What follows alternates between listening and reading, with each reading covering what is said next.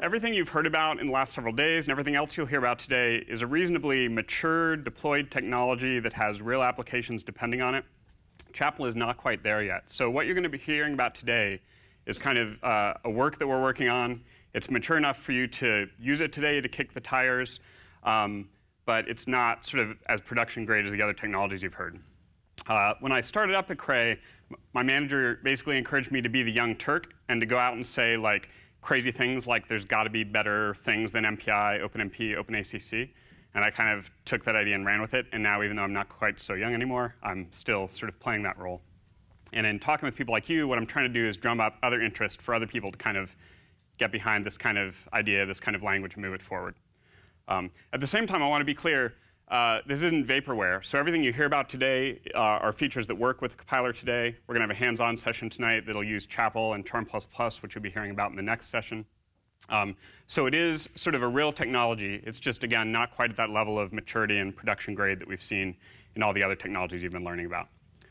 The last thing I should mention is that in the last week or two, I found out I had about half the time I expected. So I was trying to decide whether to talk twice as fast or just present every other slide. And I think I'll err on the side of talking too fast. So if you have questions along the way, please feel free to ask. At the same time, if there are questions that are kind of nuts and bolts kind of questions about like language esoterica, maybe we could save those for the hands-on session tonight and just ask questions that are sort of standing in the way of your understanding the material in the talk today.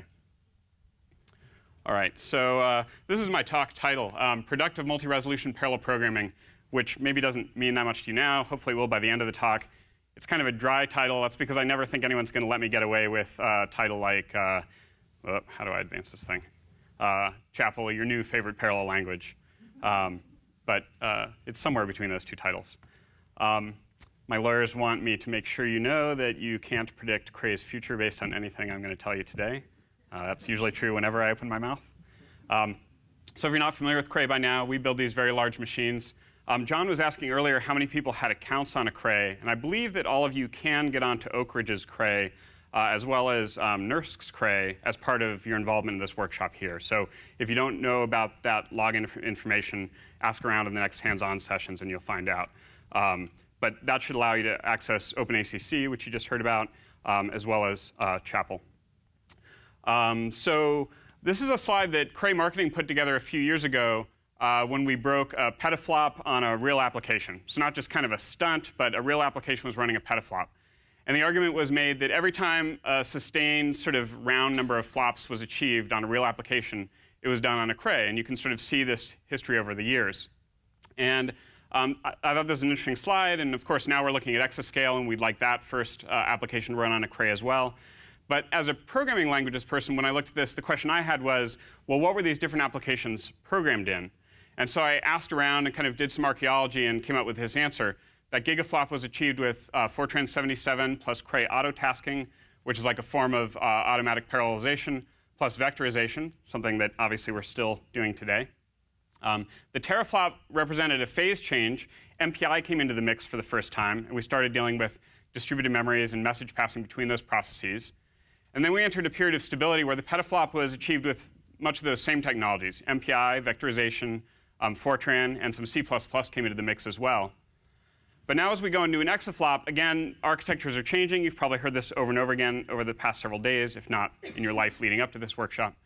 And so the expectation is that our programming models will change again. And you see this in things like OpenMP 4.0 coming out, OpenACC, technologies like CUDA or OpenCL. And so the conservative guess as to what the exaflop would be programmed in today would be sort of this hodgepodge of technologies put together. Or we could use this as a community to start to think about moving to something completely different, perhaps something like Chapel. So to kind of illustrate this, what I usually start out with is this cartoon of sort of the simplest parallel computation I can think of, which is just this stream triad benchmark. It's basically taking a vector C, multiplying it by a scalar alpha, adding it to another vector B, and adding it, or assigning that to a vector A. So it's completely embarrassing with parallel. If you had a multi-core system, you could just chunk up your vectors and have each core work on a subset of the vectors.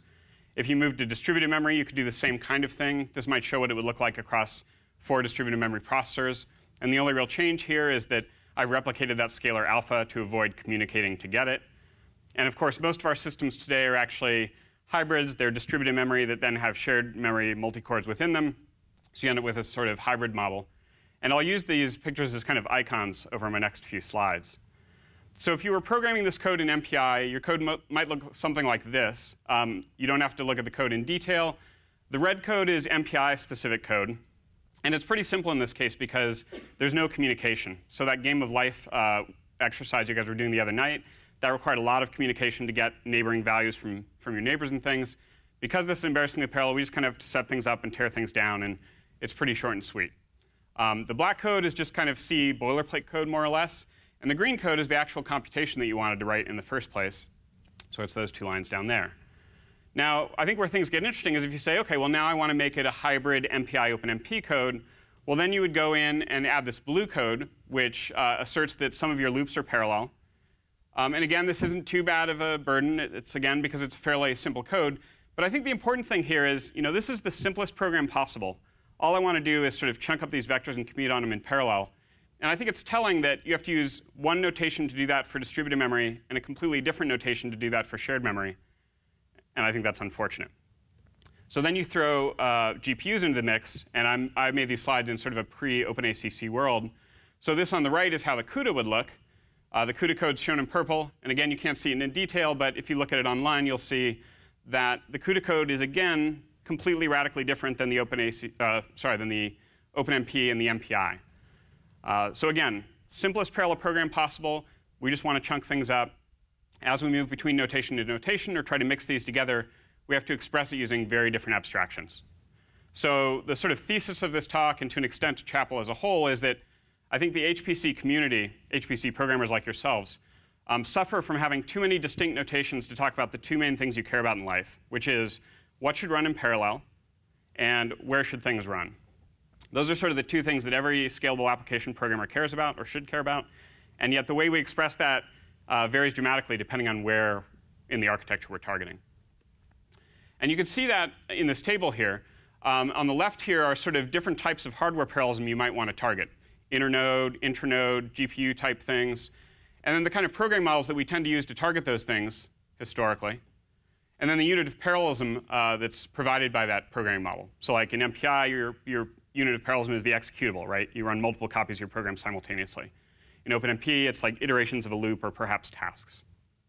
And so the point is that if you want to target, this is kind of what John was saying in his talk as well, if you want to target multiple levels of hardware parallelism, or you want to express multiple types of software parallelism, typically today you have to mix and match these different technologies together. And that'll get you to a working solution, and it'll get you to a fast solution with effort. But again, I think it's a suboptimal position for our community to be in the long term. Like if we were still doing this 10, 20, 40 years from now, I just think that would be sad. So there's some benefits to this approach we've been taking. It gives you as the user lots of control. If the machine can do something, you can probably do it, because these are fairly low-level technologies pretty close to the machine. They give you a lot of generality. And they're fairly easy to implement, relatively speaking, because they're close to the machine. But the downsides are that they tend to put a lot of detail on the user to manage themselves. And they tend to be brittle to changes, either changes in your algorithm or changes in the architecture, like we're seeing as GPUs and mic and the like come into these architectures. All right, so I told you I think that we as a community, you as programmers, are suffering because we have too many different ways of talking about parallelism and locality. But of course, being a language person, rather than saying, so let's stop there, I'm going to say, well, so let's introduce one more and then stop. That one more being Chapel. So this is the same stream triad code that we saw in MPI, OpenMP, and CUDA as written in Chapel. As you can see, it's kind of short and sweet. And this is just because Chapel's a more modern language. It's taken advantage of a lot of things that we've learned about designing languages since the days of Fortran, C, C++, for example. But the really cool thing here is that this one code could be a serial expression of stream triad, a multi-core expression, a distributed memory expression, one of these hybrid distributed memory and multi-cores, or really anything else, including dynamically load balanced or running on your GPU or whatever. And the key to all of that is this one clause here, dmapped, which basically says, this is how I want you to map this iteration space and arrays over it and iterations over it down to the architecture. And by putting different recipes in there, you can end up with very different implementations of this code without going through and changing all of the algorithmic code itself. And I'm not going to walk you through this example in detail now, but by the end of the lecture, you should understand all these concepts. And we'll also see this used in some more significant applications than Stream Triad. So the philosophy here is that if you design a language well, it can allow you, the programmer, to express the things you care about, like what should run in parallel and what should be local to what other things, and then tease that away from the algorithm itself. And that by doing so, we let you concentrate on what you're good at, the parallel expert concentrate on what they're good at, the compiler and the runtime handle what they're good at, and sort of everyone can take advantage of their own strengths. Okay? That's what we're trying to achieve here. All right, so as outlined for this talk, I've just given you a bit of motivation. I'm next going to talk a little bit about Chapel broadly, sort of its background, some of the themes that designed it. I'm then going to give you an ultra-quick survey of some Chapel concepts. It's going to be a little bit whirlwind. We can spend a day teaching people Chapel, and we obviously only have an hour here. And at the very end, I'll wrap up with just a little bit of what the status of the project is, where we're going, things like that. All right, so taking a step back just a little bit, what is Chapel? As I said in my title slide, it's an emerging parallel programming language that we're designing and developing at Cray. But we're doing this in an open source manner, and we're doing it in collaboration with members of academia, national labs, and international labs, and academics, and industry. As I mentioned, it's a work in progress, and the overall goal of Chapel is to improve the productivity of parallel programming. So whenever you make a statement like that, people always say, well, productivity, I mean, that means very different things to different people. So this is a slide I put together recently I kind of like. So if you ask like a recent graduate, like what does productivity mean to you, they'll typically say something like, oh, in school I used things like Python, MATLAB, Java. Those were pretty productive. Now I'm in the HPC world, and I'm using Fortran and MPI, and I'm unhappy. If you ask a seasoned HPC programmer, like a John Levesque perhaps, what does productivity mean? He would say, oh, that's that sugary stuff that I don't need, because I was born to suffer, right? I'm an HPC programmer. Just like, give me the low-level stuff, and I'll just dig into it. And this is kind of my tongue-in-cheek response, but there's a real reason behind this, right? HPC programmers want full control over their program to ensure that they get the performance that the machine's capable of. And if you tell them that you're taking that control away from them, it makes them understandably nervous. Okay? And if you ask a computational scientist, a chemist, a physicist, somebody who isn't a computer scientist, they'll usually say something like, they would like something that allows them to work on their parallel algorithms and their science without being bogged down with all of the details of mapping it down to the architecture. Okay? So the Chapel team's response to this question is that we want sort of the best of all these worlds. We want something that allows the computational scientists to express what they'd like to express without taking away the control that HPC programmers are accustomed to and need, and implement it in a language that's attractive enough that recent graduates say, oh, this is a lot like Python. It's a lot like MATLAB. Like, I like this. It's fun. So I mentioned that Chapel's being developed as open source. It's hosted at GitHub. I didn't put it on here, but the repository is chapellang-chapel. I think it shows up later in the slides.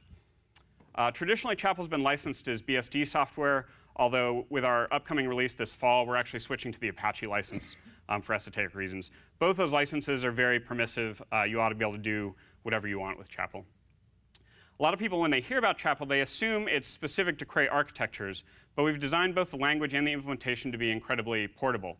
So Chapel today will run on your multi-core desktops and laptops, on commodity clusters or cloud-based systems, on Cray systems, naturally, and those from our esteemed competitors. We've been looking more and more, so looking at GPUs and things like Intel Mic weren't part of Chapel's original charter when we started out. So that's something we've been playing catch-up on and trying to get Chapel onto those systems as well. But that's something that is a work in progress today. So when I talk about Chapel, I usually start out by pitching these 5 motivating themes. And you can think of this as you're designing a new language, you have a blank slate. How do you decide what kinds of things you're going to put into language and what you aren't? So usually I go through all 5 of these themes at the outset of my talk. In the interest of time, I'm just going to do every other one. I wasn't joking about that. To save a little bit of time. But the other 2 will come up in passing as we go through the talk later on, and I'll point those out as we get to them. So the first theme here is support for general parallel programming. And there's a lot of text on this slide, but it's easy to express. Really, what it comes down to is if you have a parallel algorithm in mind and some parallel hardware you're trying to target, Chapel ought to be sufficient for doing that.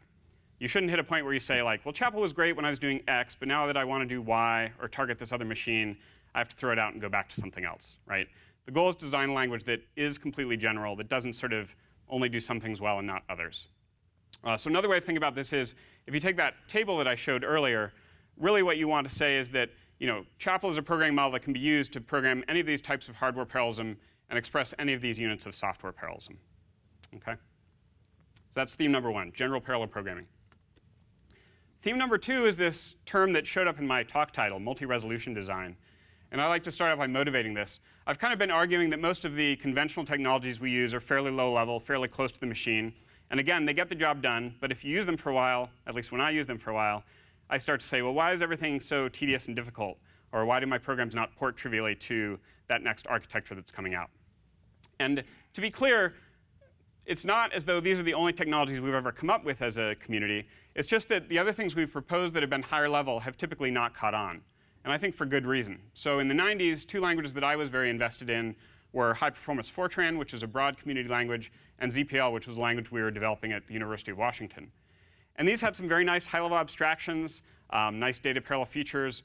When they worked, you were sort of very, very happy. But when they didn't work, or when you needed more than they gave you, you were sort of stranded. You were sort of up away from the machine, and there was no easy way to get down closer to the machine.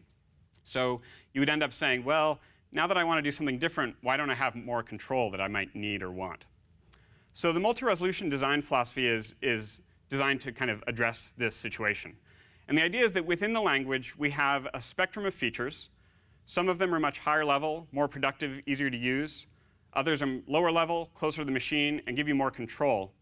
And the idea is that you can move between the different levels of language as necessary for your algorithm, for the architecture you're targeting, for your performance requirements, or what have you. And the other part of this is that we've architected the language such that the higher level features, things like data parallelism and how do I map my data structures down to the architecture, those are actually written all within the language in terms of the lower level features. And this kind of allows them to be extensible. And it also guarantees that they're interoperable. So there's no fear that the high level features will interfere badly with the low level features. Okay? So this is the design we've taken with Chapel. We'll see more of this as we go along. And then the last one is a theme that I've already alluded to, this sort of notion that students come out of school, they have a certain skill set, we hire them into HPC, and we sort of say, well, you know, here's MPI, and here's OpenMP, and here's C and Fortran, and maybe C++ if you're lucky. And there's sort of the sense of like, well, you know, have I stepped into a time machine? Like, what happened to all the things I learned in school? So what we're trying to do is narrow this gap, try to leverage advances in modern language design, things like Java, Scala, C#, Python, and better utilize the skills of the entry-level workforce, students like perhaps yourselves, while at the same time not alienating the traditional HPC programmer. So an example of this is, you know, a lot of young people coming out of school are very object-oriented in their thinking and their programming methodology, but I talk to a lot of applied scientists in the field who are like, yeah, object-oriented programming is not natural to me. I wouldn't want to have to use it. And so as an example, Chapel has object-oriented programming, but it's not a pure object-oriented language. So you can program very much in a sort of C, Fortran-like style if you're not very object-oriented in nature. All right? So those are the 3 themes I'm going to give you just to kind of set the stage for Chapel. And next, we're going to walk through some of Chapel's concepts. Again, this is going to be a bit of a whirlwind tour. You'll get a taste of different features that are in Chapel. You should know there are a whole bunch of other things we're probably not going to get to today. So before I go on, this is a good chance for me to pause, just make sure, are you guys with me? Is there anything I can clarify before we go on? You're mentioning object-oriented programming. Do you support templates, for example, like, or the equivalent of templates in C++? Yeah, so the question was, given that we support object-oriented programming, do we support templates or template-style programming as in C++? And the answer is yeah. So Chapel was designed to have very rich support for generic programming, polymorphism. Some of the features look very much like C++ templates. Others are more Java-style class hierarchies and things like that. But yeah, both those features are available. OK, any other questions before we go on? All right. So what I'm going to do for the next part of the talk is use this multi-resolution stack of features as kind of a roadmap. And we'll start with the base language. You can think of the base language as being, if you took Chapel and you ripped out all of the features relating to parallelism and all the features related to large-scale computing, you'd be left with the base language. So it's kind of like the C, the Fortran, the sort of core language upon which Chapel is based. But rather than being C or Fortran or Java, it's sort of, again, blank slate, although certainly inspired by a lot of those languages. All right, so the first base language feature I want to tell you about is static type inference. So like a lot of scripting languages, Chapel permits you to leave the types off of just about everything and to have them be inferred by the compiler. Unlike scripting languages, Chapel variables are not dynamically typed. So variable x can't be an integer for a little while and then turn into a string a little bit later in its history and turn into something else later. X will be one type for its whole lifetime, determined by the compiler. But we find this gives you a lot of the convenience of scripting languages while giving you the performance of a traditional compiled language. So just to walk you through some examples, I start out here by declaring pi and setting it equal to 3.14. The compiler says 3.14 is a real floating point variable. Therefore, pi will be inferred to be a real floating point variable. Chord is the sum of a real floating point variable and an imaginary floating point variable. The compiler knows that when you add those two types together, you get a complex value out, so it knows that chord is a complex. Next, I multiply pi by chord, and it knows that multiplying a real times a complex is a complex, so chord 2 is a complex. Similarly, name is a string, verbose is a Boolean, so on and so forth. Now, to be clear, you can insert type declarations as well. So if you like that from a documentation perspective or just to kind of keep yourself honest, that's completely available. In my slides, I usually leave the types out, both to kind of emphasize the more novel aspect of Chapel and also because it saves space.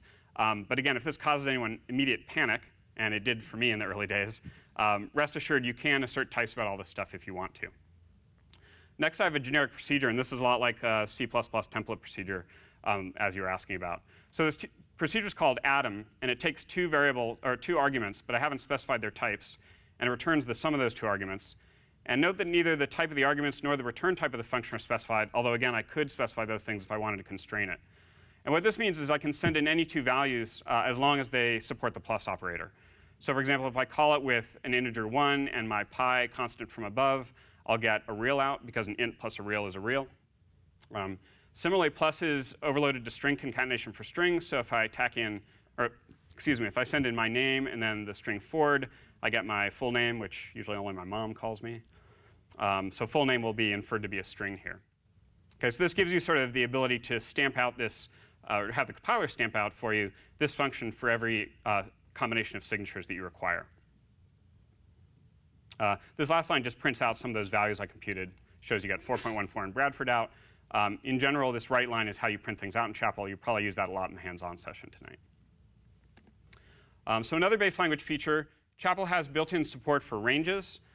Ranges are essentially just a regular sequence of integers. So here I'm declaring a range named R that's 1 through 10. I've got this little helper procedure down here that iterates over a range and prints out the values in that range. So I use that to basically print out a bunch of range expressions here. So if I just print out R, I see 1, 2, 3, 4, 5, 6, 7, 8, 9, 10, as you'd expect. And then there are a bunch of operators you can apply to ranges, which give you a nice little algebra for doing the kinds of things you often do in sort of discrete programming kinds of simulations. So this hash operator says, give me the first n values of the range. So R hash 3 gives you 1, 2, 3, the first 3 elements in that range. The by operator strides a range, so R by 2 is every other element in R, 1, 3, 5, 7, 9. If I give it a negative stride, it's going to start at the high bound of the range and count down. So that'll give me 10, 8, 6, 4, 2. And then when you start combining these operators, you start to get interesting patterns. And again, these are the kinds of things that I think become really useful in discrete simulations, multigrid types of computations, things like that. So if I say stride R by 2 and then give me the first 3 elements, then I'm taking the odd elements of R, and the first 3 are 1, 3, 5. On the other hand, if I say give me the first 3 elements and then stride by 2, then the first 3 elements are 1, 2, 3. Strided by 2 is 1 and 3. Okay, so using these operators in various combinations, again, you can get useful patterns pretty quickly. This last one is kind of more acuteness than anything, but I use it a lot in my slides, so I like to point it out. So this basically says, give me the infinite range from 0 up to kind of conceptually infinity, and then give me the first n values of that. And so this is kind of a sugar for saying 0 to n minus 1, which if you're a C programmer, that's probably what you're accustomed to. I get bored typing n minus 1 all the time, so hash n is just kind of a cute way of saying the same thing. All right. Another base language feature is iterators. When we started Chapel, these were kind of a head-scratching notion for many people, but they've been showing up more and more in scripting languages, so probably they're not as unusual to you as they were to a lot of my colleagues 10 years ago. The idea behind an iterator, it's a lot like a procedure, but rather than returning a single value once, it has this yield statement, which is a way of kicking a value back to the call site, but then logically continuing executing. So here I've written a Fibonacci iterator. It's going to take in a value n and return the first n Fibonacci numbers. So I've got a little computation here which does that, and I basically just loop from 1 to n, yielding the current Fibonacci number. And then you can drive these iterators in for loops. So if I say for f in Fibonacci 7, write line f, then I'll get the first 7 Fibonacci numbers printed out. Now this is obviously kind of a cute example. You probably don't write Fibonacci sequences in scientific programming very often. I think this becomes more interesting when you start doing things like tiled loop iterations. And if you don't have a nice iterator concept, you find yourself changing every single loop nest every time you change your tiling pattern or your iteration order or things like that. And so I think iterators are to loops just as procedures are to straight line code.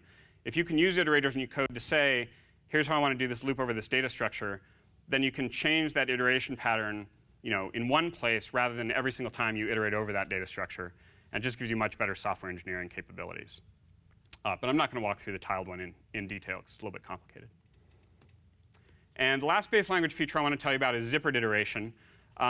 Just as we can iterate over one iterator or a range or anything else that's iteratable, you can also take multiple things that are generally the same size and shape and iterate over them more or less simultaneously. So here I'm saying zipper together this range, 0 to n-1, and my Fibonacci iterator I wrote. And what that's going to do is it's going to yield out pairs of indices, which I'm storing in I and F here. And then I get that fib0 is 0, fib1 is 1, fib2 is 1, and so on and so forth. So it's just a way to iterate over multiple things simultaneously, which comes up a lot in practice. All right, so that was a few base language features. The base language is very, very large. I think of it this way. You want something that's as rich and powerful as a Java or Python or C# or whatever. So it sort of has all that, but then we also have parallelism and locality to deal with, and that's what I'll talk about for the rest of the lecture. So just to go through a couple of these, we have tuple types. We've seen some of those in passing, actually. We have features for rank-independent programming. So a lot of times we find scientists can write and debug a 1D or 2D version of their code and then just recompile it to get a 3D or n-dimensional version of their code. That could be useful if you're working in those high, difficult-to-reason-about spaces. It's got interoperability features for reusing C code or code in other languages. We have rich compile time features for metaprogramming. You can write functions that return types or compute values at compile time. As I mentioned, there are object-oriented features. And then the bottom couple are sort of rich sort of features for defining procedures and namespaces and things like that. All right, so that's the base language, again, sort of in a nutshell.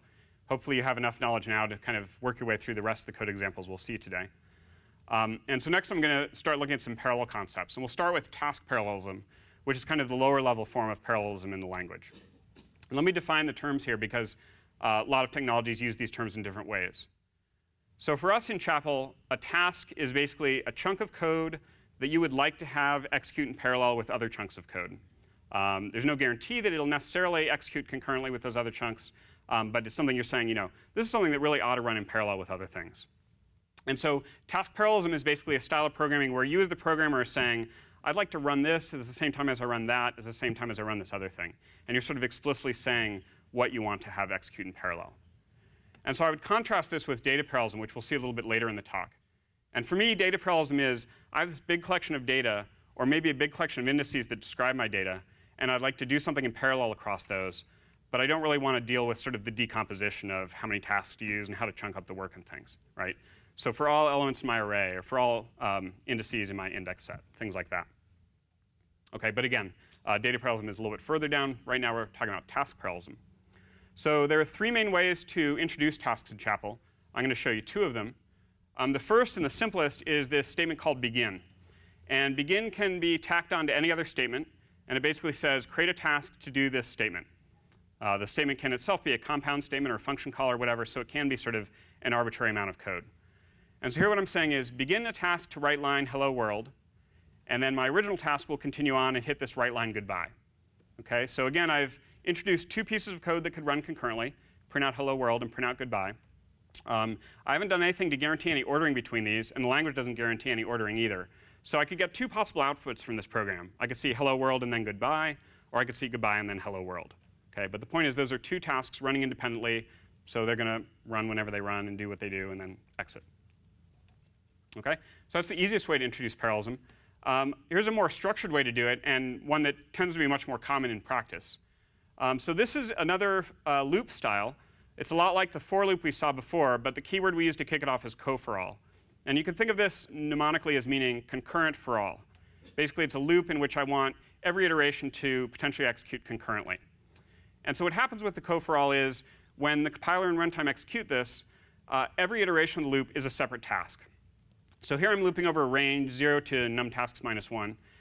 And basically what I'm going to do is basically get numtasks copies of this loop executing, each one in its own task, potentially concurrently.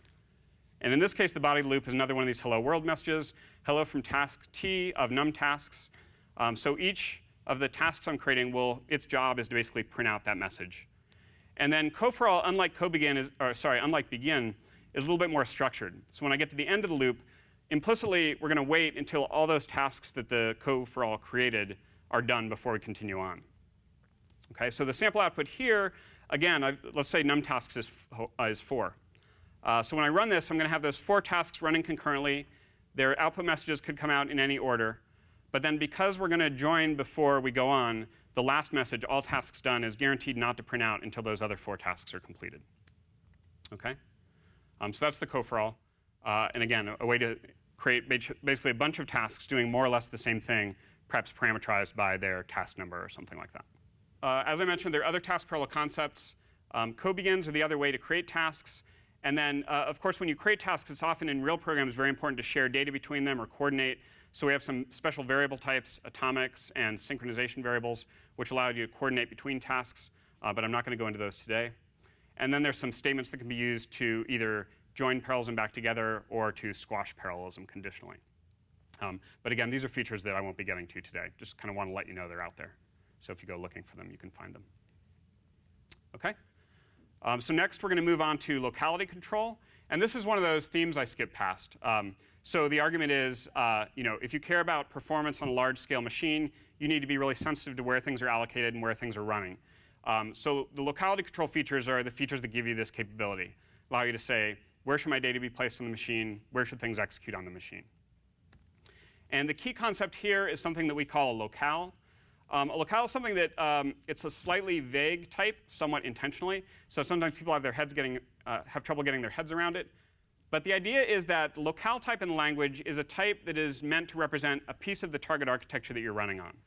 And the idea is that the locale helps you determine what is here and close and cheap for me to access, and what is there and remote and expensive for me to access. Right? So if 2 things are in the same locale, it's going to be relatively cheap for them to access each other, talk to each other, whatever. If they're across locales, it's going to cost something more. And on most machines, you can think of this as the locale is a compute node, and the other locales are the other compute nodes. So obviously, anything on your same compute node is pretty close by. Anything on another compute node, you have to go across the network. That incurs a certain amount of overhead, a certain amount of cost, and so therefore it's more expensive. All right, so again, if you're confused at all by locales, if you think a locale is a compute node, you'll be golden for like 99% of the architectures out there.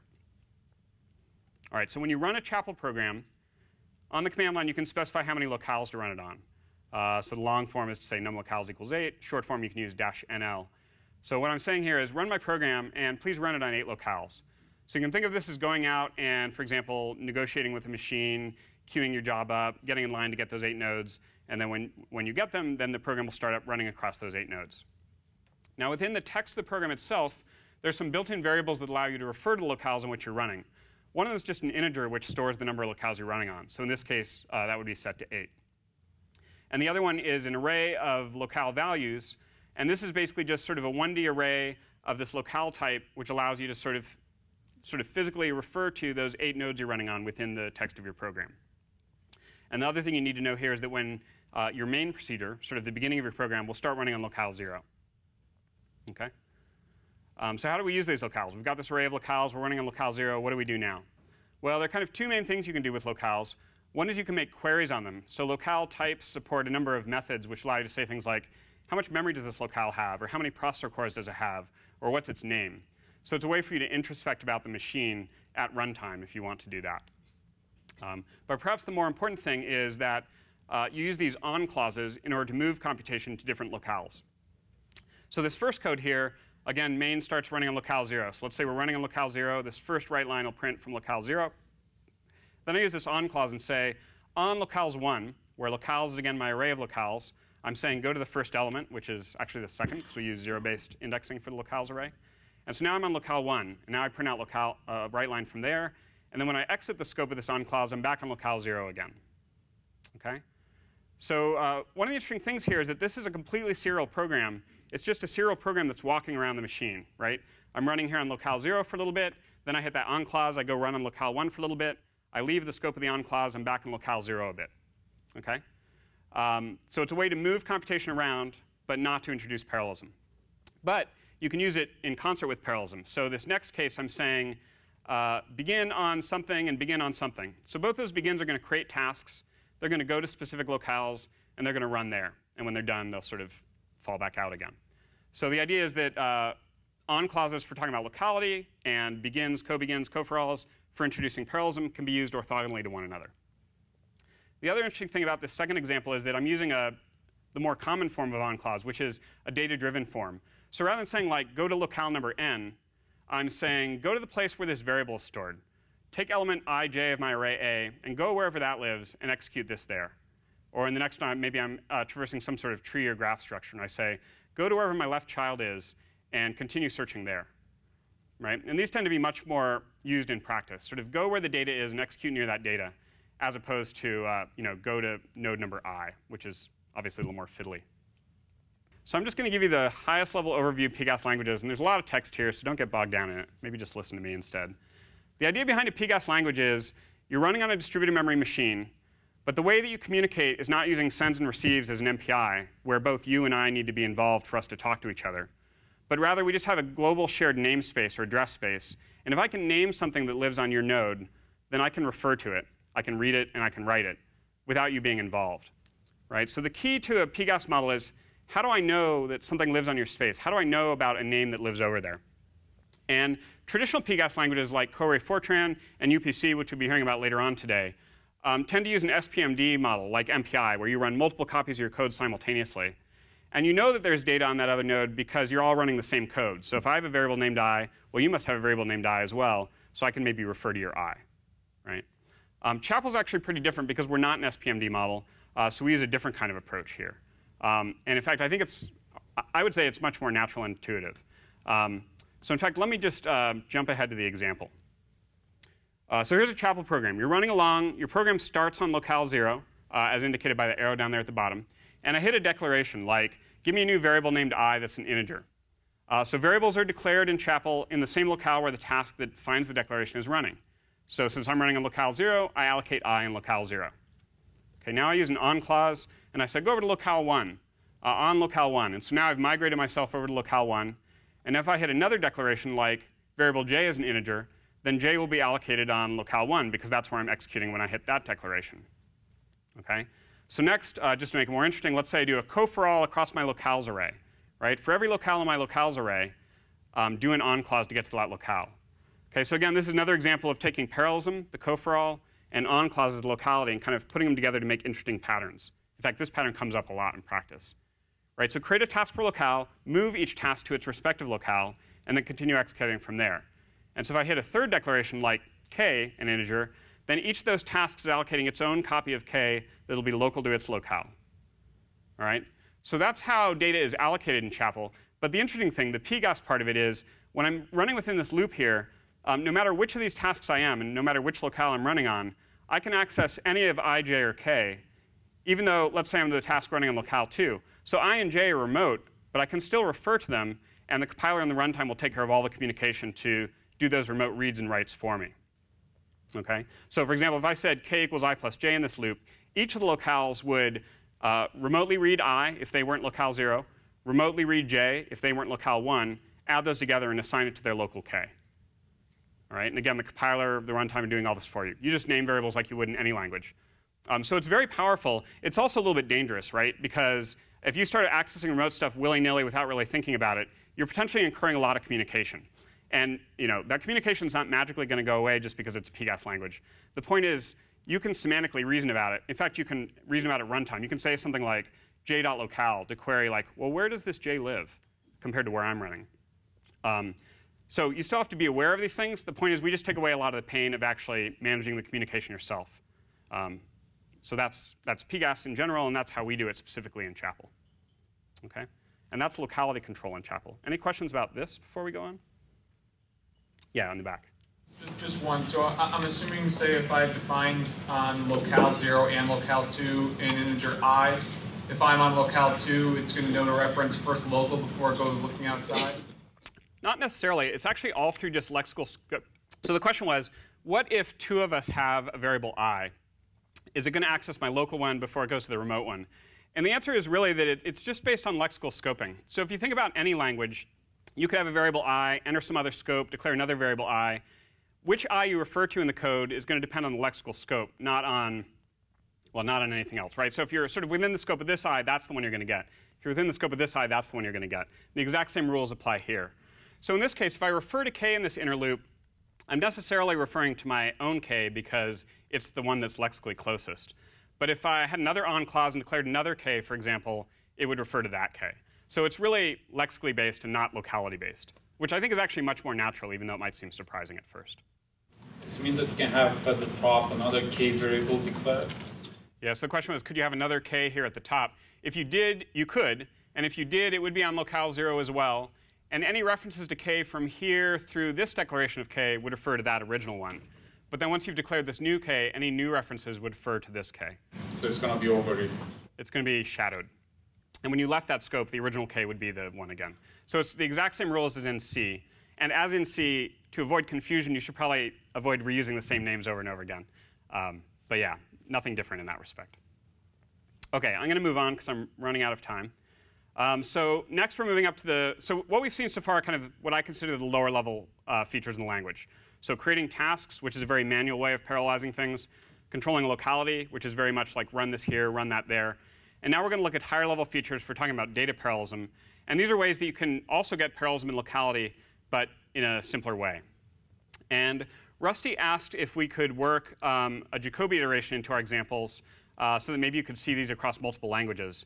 And I said, oh, yeah, I always do that. But then I realized I don't actually always do it. So I resurrected these slides, and we'll see if I still can make them work. This is kind of the hello world of parallel programming if you haven't caught on to that already. Like if you can do Jacobi, you probably understand something non-trivial about that language. So in my case, I'm writing a 4-point, or I guess it's technically a 5-point stencil, but I'm going to average my 4 nearest neighbors, assign those to the middle, and I'm going to set up a boundary value of 1.0 on the bottom end here. So this is the code to do that in Chapel, and what I'm going to do is walk through this kind of bit by bit to kind of describe the features. So the first thing we do here is declare some of our parameters for the program. N is going to be our problem size, and epsilon is going to be our termination condition, like when can we stop this iteration pattern. And I think the main thing to point out here, so I'm using the type inference as we've seen before. The other thing to point out here is this config keyword. This is kind of a cute, sugary feature, productive feature, excuse me, in Chapel. And this is basically designed to help you never have to parse argument command lines again. So when you define a config const, what that does is give you an automatic flag in your executable. So you can say --n equals 1,000, or --epsilon equals, 1 to the -9th, for example. And you can basically just override those values on the command line without recompiling your program. Okay? So nice, cute way to basically change arguments from one run to another without dealing with argv, argc kind of stuff. So next, we're going to declare some domains. So when we talk about data parallelism in Chapel, the domain is kind of the key concept. And it's a little bit unique. You don't see this in many languages. The idea is we're going to describe a set of indices and give a name to those set of indices. So here, the indices I'm describing, I declare 3 of these. One of them is 0 to n+1, 0 to n+1. So this big kind of n+1 by n+1 set of indices, which I'm going to call big D. The next one is called D. And I could just declare that 1 to n, 1 to n. But I've actually declared it as a subset of big D, mostly because I want to establish a relationship between these domains, and for reasons that we'll get to a little bit later. So this gives me a second domain, D, which is n by n. And you can probably see where I'm going to compute the Jacobi stencil. But big D is what we need to allocate to get the boundary values and things so we don't access our array out of bounds. And then the last one I use is last row. And there are a bunch of little operators you can use to create domains from other domains. Here I'm using one called exterior. This says, give me 1 additional row and 0 additional columns to the exterior of D. And so that's going to give me this bottom row here. If I had used -1, 0, it would have given me the row above D up here. And I'm going to use that to set up my boundary value. OK, so the key with these domains is they look a lot like arrays the way I've drawn them. But they're really just indices. OK, so you can think of them as like the size and shape and indices of an array, but without any data associated with them. Or more specifically, all of these can be stored in terms of kind of low-bound, high-bound kind of information. I don't have sort of order n squared data associated with these things. And we use these for a couple things. One is we use them to declare arrays. So here I'm saying, give me 2 variables, a and temp. And this is the syntax we use for arrays. The square brackets say, for all indices in this domain, allocate me a whatever this type is. So for all indices in big D, give me a real floating point value. And so now I have two arrays, A and temp, that are these n+1 by n+1 arrays. And so now I've actually put some data behind these domains. All right, so that's the first use of domains, declaring arrays. The second use is specifying computation. You can loop over domains, and you can also slice with them, as we see here. So here I say index into array A using the domain last row, which again is that domain I set up to represent this boundary condition down here. And I say A sub last row equals 1.0. So what this says is the subarray of A described by last row, assign all the values there 1.0. Or this is equivalent to saying for all I in, it actually should be, or no, that's right. For all I in last row, essentially, A sub I equals 1.0. Okay, so a really concise way to refer to a subset of array elements. Next, we're going to do our stencil. And here I'm using a more explicit looping pattern. So I say, for all indices I, j in my domain D, the n by n domain in the middle, temp sub ij equals a plus or minus 1 of ij divided by 4. Right? So this is just sort of the obvious stencil pattern. This for all loop says I want all those iterations to execute in parallel. I'm leaving the details of how many tasks to use and how to decompose the work to the domain to sort out. I'm not sort of manually chunking it up as I would have to do in other languages. I'm just saying, for all elements here, compute this stencil. Although I can control those things if I want to. And then I check for for termination, for convergence. So we're going to use a reduction for this. You've probably seen reductions in MPI, I'm guessing. And we're going to use a max reduction.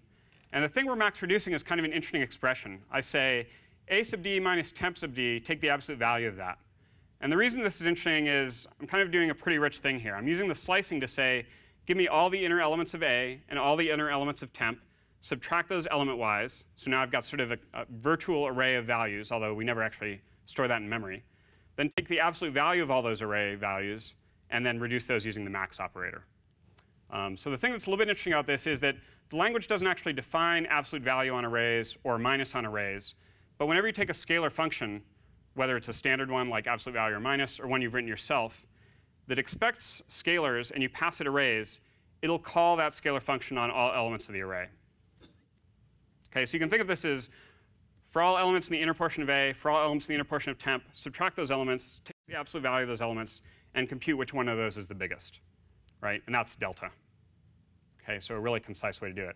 I guess a way that John would hate because it's sort of an array-based notation, which he said he did not like. I like it. And then the last bit here is basically just kind of the while loop. We're going to continue doing this while delta is greater than epsilon. And we've got a copy back here, which we sort of slosh the interior elements of A back to temp in order to set up for the next iteration. Or in practice, often what you do is you unroll the loop twice, and you sort of go back and forth between A and temp. And at the very end, I print out A out of the console, just, I don't know why, to debug, make sure it worked right. Okay? So that's Jacobi and Chapel. Let's talk a little bit about how this is implemented. When I declared these domains and arrays up here, I didn't really say anything about how to implement them. And so what happens by default is those are mapped to the current locale that I'm running on. So what that means is that this implementation of Jacobi is a shared memory parallel implementation. If I compiled it and ran it, even if I ran it on 100 nodes, because I haven't ever said to use any of those other nodes, it's all going to run on the first node. And those for all loops will execute using all of the cores and threads available on that first node. But again, it's a shared memory code, right? It's like OpenMP. It's not like MPI. Okay? But if I want to make it a distributed memory code, what I can do is I can throw a recipe onto one of these domains that says, map this domain down to my locales using this block distribution. And what this says is, take big D, and let's say I'm running on sort of a 2x3 grid of locales. It says chunk up big D across those locales. And then because I've defined D and last row in terms of big D, they inherit the distribution of big D. So they're going to be aligned across nodes with big D. And that's why I declared them in this way rather than just sort of naming the exact indices I wanted. I sort of set up a relationship between those three locales. And then when I declare my two arrays over big D, they are also going to be distributed in the same manner. So now when I do my for all loops over these arrays and domains, now I'm going out and using all my locales, all my compute nodes, all of the cores and threads on those locales. And again, all I had to do is add this DMAP clause to it. Right? I've said, here's how I want to map this iteration space down to the architecture. And all the rest of my science, if you will, stayed the same. All right? So that's the distributed memory Jacobi and Chapel. Looks a lot like the shared memory except for that dmapped. And that takes us back to where we started when I said, look at this nice stream example. All I have to do is change that dmap clause, and you can have any of these variations or several others that you could imagine. Right? OK, so we've seen some toy examples here. Stream, yeah, that's cute. Jacoby, yeah, that's cute. So a slightly more interesting example. Lulesh is one of these DOE proxy applications many of you may be aware of. These are designed to create something that's realistic enough that scientists actually care about them if you do something cool with them, and yet not so big like a real application that you can never get your head around it. And this one solves one octant of the spherical Sadov problem using Lagrangian hydrodynamics for a single material, which maybe means something to some of you, but not so much to me. Here's how Lulesh looks in Chapel, and you can see immediately how productive and elegant it is. It's just lovely, really. No, so joking aside, so there's about 1,300 lines of source code, which is about 4 times smaller than the corresponding C plus MPI OpenMP code. So that's nice, right? 4 times less code is 4 times less stuff for you to manage. But here's the much bigger thing. So that domain map concept we talked about, right, is this distributed or local? We use that concept heavily in this Lulesh code. And at compile time, you can choose between whether you want to use a structured or an unstructured mesh, whether you want to use local or distributed data structures, whether you want to store your materials using sparse or dense arrays. And those can all be configured at compile time. And the only code that's sensitive to those choices are these ones here. And as you might imagine, these are mostly lines of code that have domain map clauses in them. Should I domain map with a sparse thing or a dense thing? Should I use a distributed thing or a local thing?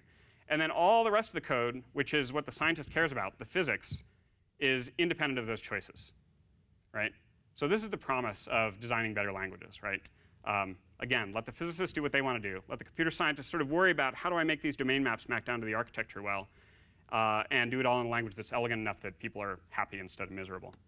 I usually dive in and show, like, here's some of the science. It's kind of stuff you've seen, for all loops, for loops. There's a local clause that asserts there's no communication within a chunk of code. But the point is that the physics looks a lot like the way you might write pseudocode physics or scalar Fortran or C physics. It looks just like kind of scientific code, which is, I think, what we want. And again, the key to all this is these domain maps, which are at the top of the stack. And they give us these global view abstractions. And if you haven't gotten your head around these domain maps, the idea is, you're hopefully thinking and writing in sort of this high-level algorithmic sense where you're describing the computation you want to do. But something has to map that down to the distinct compute nodes and the cores and the threads. And that's the domain map's job. It basically says, here's how you map arrays, iterations over arrays, things like that, down to the hardware. And the cool thing about Chapel is that these domain maps are something you can write yourself. So we've provided some standard things like block and cyclic and block cyclic and stuff like that. But if you had sort of a domain map that made use of some knowledge that was specific to your application area, or they used some funky data structure that we had never anticipated, you could write one of those yourselves, plug it in, and benefit from it, hand it back to the community, let other people benefit from it, right? It's code you write in Chapel, and you write it using all of the lower-level features we've seen. Object-oriented programming, task parallelism, locality control. If you dig into a domain map, it's doing things like coforalls across the locales and figuring out what chunk it should allocate locally. It's just kind of a software abstraction, essentially. These next few slides I'm just going to flip through. The point is we've been talking a lot about dense rectangular domains and arrays. We also have strided and sparse subsets of those, associative domains and arrays, which allow you to create sets or hash tables, and unstructured ones for doing more unstructured graph type things. All of these support domain maps, so you can chunk them up across locales as well. And I've got some references here if you want to read more about domain maps, understand them in more detail than we have time to get into today. I'm going to skip this slide. And so I'm going to just wrap up with a little bit of project status. We do about 2 Chapel releases a year. The most recent one was in April. And so again, everything you've seen in the talk today works and are features you can go out and try. So if you want to play with any of these concepts you've seen during the hands-on session, completely fair game. You're not going to hit any surprises, I don't think. So overall, the features are in pretty good shape. The multi-resolution features, these domain maps that we saw, those are in good shape, and we use those extensively today. A couple places that are weak in Chapel that you need to know about. So one is error messages can be problematic. When the code is correct, usually everything's happy. And when you sort of wander off the beaten path, which is easy to do when you're a new programmer, a lot of times the error messages can be confusing. So if you run into confusing error messages tonight, just raise your hand, and we'll help sort you through those. Performance is the other thing. So there are cases where Chapel performs very well. There are many more cases where Chapel performs very, very poorly. To date, most of our effort has focused on the capability, the design of the language, sort of making sure it's something that users find attractive and want. We've gotten to the point where we feel pretty confident in that. So now we're working on optimizing a bunch of performance that we sort of just said, well, we'll get back to that later. So now is later. We're getting back to that. But you will find if you compare performance to like your hand-coded MPI, OpenMP, chances are will be worse than it today, although not always. So generally, I say this is a good time to try out the language and compiler, to give us your feedback if you think there are things that could be better or that we've made a wrong decision on. If you have a project that doesn't require, isn't performance critical, I think Chapel's fair game for it today. If you're an educator or if you're TAing a class on parallel programming, I think Chapel's great for that. And my next slide is sort of a pitch for that, but I'll skip past it and just say that there's some resources down here if you are an educator or teaching a class, showing how others have used Chapel in their classes, including one I taught at the University of Washington. So to give you a look at the future, we're in the middle of a 5-year program. We're sort of just at the beginning of the 2nd year of it. And the goals of this program are to harden the prototype from production grade, from the prototype that it's at today to production grade, which means sort of backfilling any missing features or improving them and improving the performance. As I mentioned, we're also looking at these more complex compute node types, GPUs, Intel Mic, things like that. And we're working on growing the user and developer communities. So getting more users interested in Chapel, getting more developers contributing to Chapel, given that it's open source. This is a picture of our team at Cray. You might have met Thomas and Lydia, who are taking the course here this week. So they're around. But that's just kind of a family snapshot. As I mentioned, Chapel's a collaborative effort. So in addition to the people in the previous photograph, there are people at all these institutions and some others that I haven't updated with recently who are also working on Chapel-related technologies. If you're interested in contributing, using it, whatever, we'd be very happy in talking to you about that. So to summarize, we think high-level programming models like Chapel can help insulate algorithms from all of the parallel implementation details that people struggle with today. Yet it can be done in a way with proper design that doesn't sort of cause you to completely abdicate control. Right? You can still get down to lower levels. You can write your own abstractions. We think this is the way that next-generation languages really need to be designed for parallel computing. We think Chapel will help a lot with improving productivity. For more information after today, you have all these slides online, so don't scribble things down.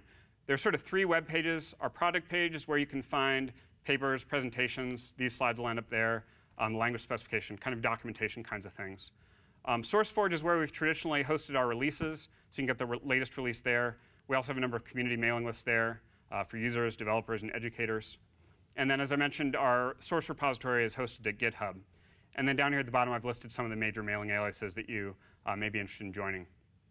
If you want to read more about Chapel, these are the 2 main papers to go to that will give you kind of a broad overview of the project and the technology. These are all on our website. And if you want some lighter reading, I tend to write blog articles in my spare time. These tend to be kind of short and sweet and a little bit punchier, a little bit less kind of rigorous academically. So if you just like hearing me talk, then you can read these in my absence. And that's my talk. So exception handling yet? So the question is, do we have exception handling in Chapel? We do not yet. This has been, I think this is I mentioned we're sort of backfilling some of the missing features. That's on the list. Today, if you do something unexpected, typically what happens is you get an error message and your program is sort of blown out of the sky. And that obviously isn't a great thing if you're in a program that runs for hours or days. So yeah, the goal there is to put together a little bit more of a story about how can error conditions be signaled and handled in a way that can be dealt with as you go, as opposed to just sort of your program fails or not. And string handling, do you like your string library at least? Yeah, so strings have traditionally been another weak point in Chapel. Our sort of argument in the early days was, well, this is for scientific programmers. They're dealing with arrays of numbers and da-da-da-da. And strings are used for file names and things, but not much else. And as sort of we've come to our senses maybe, and as big data has become more and more important, it's pretty clear that strings are pretty crucial. So Chapel has strings today. They're pretty weak in a couple senses. The first and most embarrassing sense is that we leak most of the memory associated with strings. So if you use a lot of strings, you tend to leak a lot of memory. And the second one is that the library for string operations is not very rich today. So the plugging of the memory leaks, I think, is something that should be in the next release in October. So that's almost done. The library is something one of our other team members is working on designing. And we're basically looking at like the Python string library as inspiration kind of for what would a modern string library look like. That's good to hear. So that's the direction we're going there. But work remains to be done still. Question here? What was the level of efforts making conversion for the DOE code Lulesh? So what was the level of effort for converting Lulesh to Chapel? I would like to tell you that it was no effort at all, that you can just run it through Magic Translator and everything translates over. I don't actually believe in Magic Interlanguage Translators. So the level of effort was, we had an intern sit down with the reference version. I think he used the OpenMP version. And he transliterated that into Chapel, and that took him about 2 weeks. And then at some point, we realized that there were some bugs in it and that there were some performance improvements that could be made. So then we sat down for about 2 days with scientists from Livermore and kind of pair programmed on it to kind of bring it up to snuff. And that's more or less the version we have today, I think. I did a couple more changes, like the sparse, dense kind of options and things like that. I did in sort of a day or two after that. So I would say, all said, we've probably put less than a month time into Lulesh. But to be clear, if you had like a billion-line application, you're going to either be rewriting that in Chapel, either as a whole, or using the interoperability capabilities I talked about, you could take phases of it or kernels of it and rewrite those and kind of go back and forth between languages. And that's really the mode we expect large, long-lived codes to probably work in. Performance-wise, when you compare with original? So the Lulesh on shared memory, at times, I don't know where we are today. At times, that has been pretty competitive with the OpenMP version. The distributed memory version is pretty poor compared to the distributed memory MPI version. And that, again, is not completely unexpected. Our reductions tend to not scale very well today. The implementation is a little bit naive. It's correct, but nobody ever really focused on the scalability yet. Also, communication for Chapel tends to be very kind of fine-grained, data-driven, and Lulesh is pretty amenable to kind of moving slabs of data around. We've done optimizations along those lines in past work in ZPL. The intention is to do those same optimizations in Chapel, and we've got to start there, but there's more to be done. So we tend to take more overhead for communication than a well-written MPI code that sort of benefits from large messages.